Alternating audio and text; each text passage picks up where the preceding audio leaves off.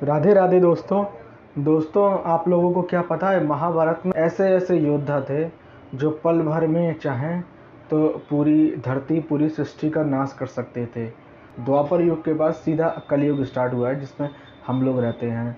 और आज के टाइम में हमारे युग में तो ऐसा कोई है नहीं, लेकिन दोस्तों महाभारत काल में, द्वापर युग में इतने शक्तिशाली, इतने विशालकाय, इतने लंबे चौड़े और हर ज्ञान भाव शक्ति हर एक चीज़ से परिपूर्ण ऐसे ऐसे योद्धा थे जिनकी शक्तियों का वर्णन आपने गीता और महाभारत में देखा होगा। वो ऐसे ऐसे योद्धा थे, उनके पास ऐसे ऐसे अस्त्र थे जिसका उत्सर्जन करते ही सिर्फ एक अस्त्र से वो पूरी सृष्टि का संहार कर सकते थे, जिसका एक बड़ा फेमस नाम है, आप लोगों ने बहुत ज़्यादा सुना होगा, ब्रह्मास्त्र। ऐसे उनके पास बहुत ही ज़्यादा खतरनाक अस्त्र थे और बहुत ही ज़्यादा शक्तिशाली उनके पास योद्धा भी थे, और एक से एक ज़बरदस्त योद्धा दोनों तरफ थे। चाहे आप कौरवों साइड ले लीजिए या आप पांडवों की तरफ ले लीजिए, चारों तरफ आपको एक से एक भीषण योद्धा दिखे। और इसीलिए महाभारत काल का युद्ध इतने दिन तक आगे बढ़ सका, क्योंकि एक से एक योद्धा थे। भीष्म पितामह से लेके अर्जुन तक, द्रोणाचार्य से लेके अश्वत्थामा तक, मतलब अनेक शक्तियों से परिपूर्ण।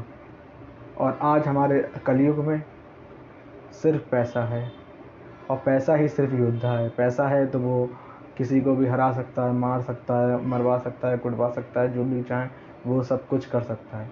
पर पहले के ज़माने में देखिए दोस्तों, क्या हुआ करता था। हम तो शौक़ हैं कि अगर उनमें से एक दो भी योद्धा अगर हमारे इस युग में आ जाएं, तो सोचिए वो तो पूरी धरती पे, पूरे पूरे इस पृथ्वी ग्रह पे राज करेंगे। शायद इसीलिए ईश्वर ने उनको छोड़ा नहीं, क्योंकि अगर एक होता तो वो सर्वद उसी का शासन होता और वो इतना दुराचारी होता और इतना वो करता। तो इस चक्कर में उन्होंने इतने महान योद्धाओं को द्वापर युग के बाद से अब तक उत्पन्न ही नहीं होने दिया। और आज के कलयुग में ऐसा कोई योद्धा नहीं है जो उन अस्त्रों को धारण भी कर सके। चलाना तो बहुत दूर की बात है, उन अस्त्रों का तेज और वो संभाल भी सके, क्योंकि पहले के लोगों के अंदर इतनी पावर, इतनी ज़्यादा आध्यात्मिक शक्तियों से वो अपने आप को परिपूर्ण कर लेते थे कि उस अस्त्र को, और खतरनाक से खतरनाक अस्त्र को, वो धारण कर सकते थे। लेकिन अब उसको हम लोग, उनका तेज जो होता है उसको हम लोग देख ही नहीं पाएंगे, उसको हम लोग बर्दाश्त ही नहीं कर पाएंगे। और यही हमारे पतन का सबसे बड़ा कारण है। और तीसरी बात, सबसे मेन बात, कि दिन पे दिन हम लोगों की आयु, जैसे कलयुग स्टार्ट हुआ है तो कलयुग में औसतम मनुष्य की आयु, एक कोई अधिकतम मैक्सिमम जी लेगा तो 100 साल। और 100 तो मेरे ख्याल से करोड़ों में से एक भी नहीं होता होगा, एक आत्मा, पुण्य आत्मा या दिव्य आत्मा, या उसका पुराना ज़माने का शरीर, मजबूत सॉलिड शरीर होगा जो 100 साल तक सफल कर सके। वरना आज के टाइम में 60 साल 70 साल नॉर्मल एज होती है, नॉर्मल एज है। बस इतनी ही मनुष्य की आयु बची है आज के टाइम में, और आगे चल के तो ये भी नहीं बचेगी, इससे भी डाउन जाएगी। तो दोस्तों यही हमारा कहना है कि हम लोग अगर चाहें भी, जैसे आज के टाइम में हम लोग टीवी में, न्यूज़ में देखते रहते हैं कि न्यूक्लियर बम और ये एटम बम और ये बम और ये बम, ये सब कितना भी कर लें, ये सब आप मशीनों से या इन सब से कर रहे हैं, पर एक जो आप अपने हाथों से और एक अपनी शक्तियों से उत्सर्जित करते थे, ये हज़ार वो एक थे, कितना फ़र्क है। तो यही बात है दोस्तों, और इसीलिए कहना चाहते हैं कि हम लोगों को जो महान योद्धा रहे हैं, चाहे वो त्रेता काल में चले जाइए, चाहे द्वापर काल में चले जाइए, सतयुग तो खैर महान था ही था। और आप देखिए इनमें योद्धाओं से और महान लोगों से, जो लोगों ने हम लोगों को बताया है मरते टाइम में, क्योंकि मनुष्य जब वीर गति को प्राप्त होता है तो एंड टाइम पे हर इंसान, चाहे वो कलयुग का भी इंसान क्यों ना हो, वो मरते मरते सच ज़रूर बोलता है, क्योंकि वो आखिरी क्षण होते हैं उसके जीवन काल के, कि वो सोचता है कि जीवन भर हमने जो किया सो किया, यही अगर हम मरते वक्त कुछ कर जाएँ तो शायद ऊपर वाला हमारा कुछ कर्मों को माफ़ कर सके, जो दुष्ट कर्म हमने किए। तो दोस्तों इसीलिए सब लोगों ने यही कहा है कि पहली बात, अपनी शक्ति पे अहंकार मत करिए। दूसरी बात, आपको ये हमेशा ज्ञात रहना चाहिए, सर्वदा ईश्वर है, ईश्वर से ऊपर आप नहीं हैं। आप कितने भी सर्वदा शक्तियों के ज्ञाता हो जाएं, कितनी भी रिद्धि सिद्धियां आप पा लीजिए, पर ईश्वर से ऊपर आप नहीं हो सकते। तीसरी चीज़, आपको ये सब धारण करके आपको मनुष्य के लिए परोपकार करना है, ना कि उनके साथ दुराचार और अपनी शक्तियों का दुरुपयोग करना है।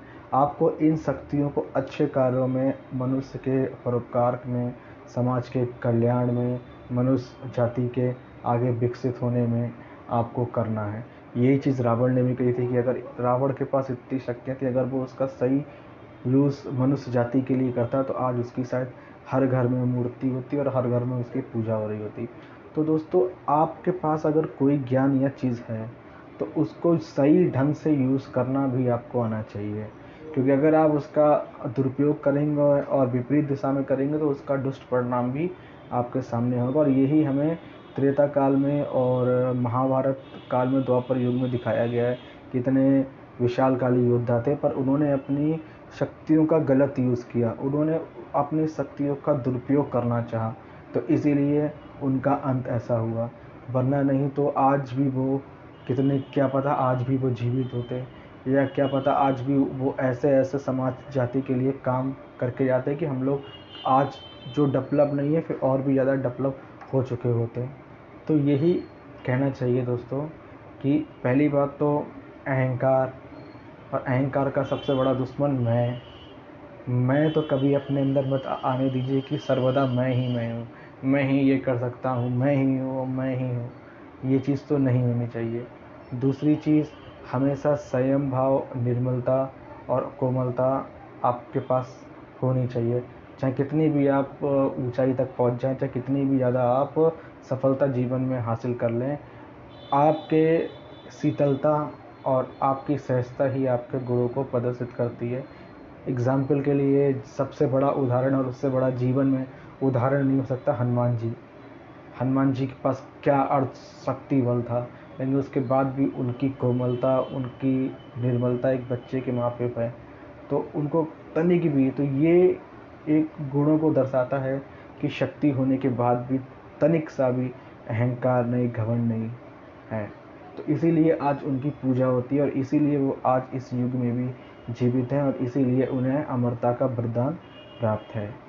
तो उन्होंने अपनी शक्तियों को मनुष्य जाति के विकास के लिए, धर्म की रक्षा के लिए उन्होंने लगाया, और इसके विपरीत जो लोगों के पास जरा सी भी शक्तियाँ थी, उनको अपनी शक्तियों पर अहंकार हो गया, तो आज वो इस दुनिया में नहीं, उनका सर्वदा विनाश हो चुका है।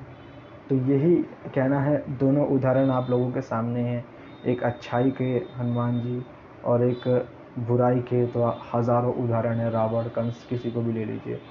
शक्तियों का दुरुपयोग किया तो अंत क्या हुआ, जैसी करनी वैसी पड़नी। धर्म हमेशा जीतता है, देर भले ही लगती है, परीक्षाएं बहुत होती हैं, लेकिन सत्य को, उजाले को आप दबा नहीं सकते। अंधेरा कुछ क्षणों तक जरूर रह सकता है, पर सर्वदा अगर अंधेरा रहे, ऐसे ही हमारे जीवन काल में दुख आते रहते हैं, लेकिन अगर हम दुखों से डर जाएं और हम सोचें कि ये सर्वदा हमारे जीवन में दुख ही दुख रहेंगे, तो ऐसा नहीं होता दोस्तों। जैसे सुख आते हैं वैसे दुख भी आके चले जाते हैं। जैसे हमारे यहाँ 3 ऋतु खास तौर पे भारतवर्ष में आती हैं, ग्रीष्म ऋतु, शीतकाल ऋतु और वर्षा। तो वैसे ही हमारा जीवन है, हर एक समय हर एक चीज़ एक सी सदैव नहीं रहती। वैसे ही मनुष्य भी है, सदैव एक सा नहीं रहता। आज का मनुष्य बहुत ही ज़्यादा पापी हो चुका है, वो अपने मेन पाप उसके अंदर अपनी लालची भावना से उत्पन्न हुए हैं, जो उसके अंदर सिर्फ पैसे के प्रति लालच भावना है, जिसके चक्कर में माँ बाप, भाई बहन, बेटा, इज्जत, मतलब किसी की कोई वैल्यू नहीं देता।